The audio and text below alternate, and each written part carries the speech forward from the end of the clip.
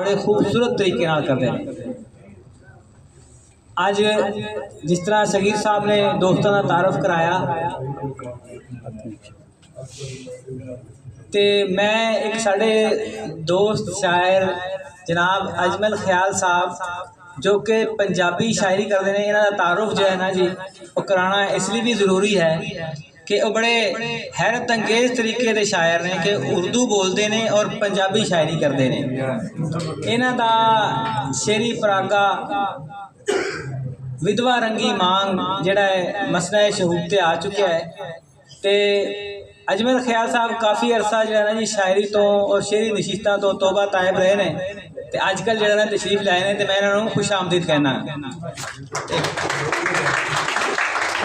इस तो बाद मैं उर्वा बिन सुहेल जिन्हां दी किताब अखर सोच ख्याल दा अज असी तकरीब रूनमाई कर रहे हैं। एक कलाम शायर बाज़बान शायर मैं जनाब उर्वा बिन सुहेल साहब नूं गुजारिश करांगा कि स्टेज ते तशरीफ लियाण अपना कलाम सुनाण। इस तो बाद मुशायरे च भी इन्होंने सुना जाएगा। तो हुण जनाब तशरीफ लाते हैं उर्वा बिन सुहेल।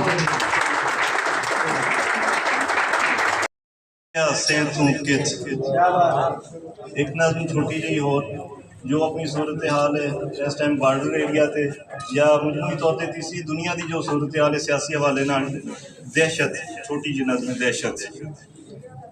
सीने ते धड़क सुन के सीने ते धड़क सुन के धरती सहम गई बूटां दी धमक सुन के। सीने ते धड़क सुन के धरती सहम गई बूटां दी धमक सुन के। माए नी सानू नज़मां चेते आईयां माए नी सानू नज़मां चेते आईयां नज़मां जेड़ियां आपे जमियां जा थी दफनाइयां। माए नी सानू नज़मां चेते आईयां नज़मां जेड़ियां उड़ पुड़ गईयां फेर परत ना आईयां। माए नी सानू नज़मां चेते आईयां नज़मां जेड़ियां भुख दे हथों नज़मां जेड़ियां भुख दे हथों हट्टी विकने पाइयां।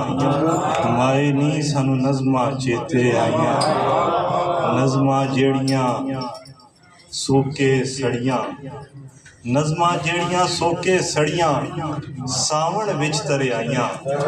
माए नी सानू नज़मां चेते आईयां। एक गज़ल दे कुछ शेर ओदे नां दा विरद पका के नचांगा ओदे नां दा विरद पका के नचांगा एक दिन अपना आप भुला के नचांगा। ओदे नां दा विरद पका के नचांगा एक दिन अपना आप भुला के नचांगा।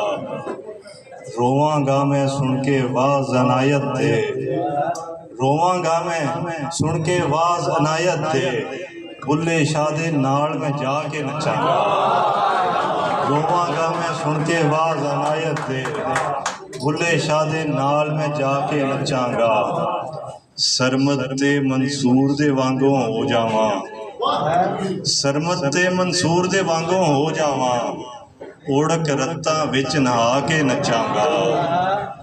एक दिन मैं भी मेल कराना सबना दा एक दिन मैं भी मेल कराना सबना दा धरती ते आकाश मिला के नचांगा। अज़ल अबद नूं पैरां दे विच बन्नांगा अज़ल अबद नूं पैरां दे विच बन्नांगा वेड़े दी मैं खाक उड़ा के नचांगा। अज़ल अबद नूं पैरां दे विच बन्नांगा वेड़े दी मैं खाक उड़ा के नचांगा। हशर दिहाड़े खलकत सारी खिंड जावे हशर दिहाड़े खलकत सारी खिंड जावे फिर मैं तेरे सामने आके नचांगा। बहुत शुक्रिया आप बनाया बहुत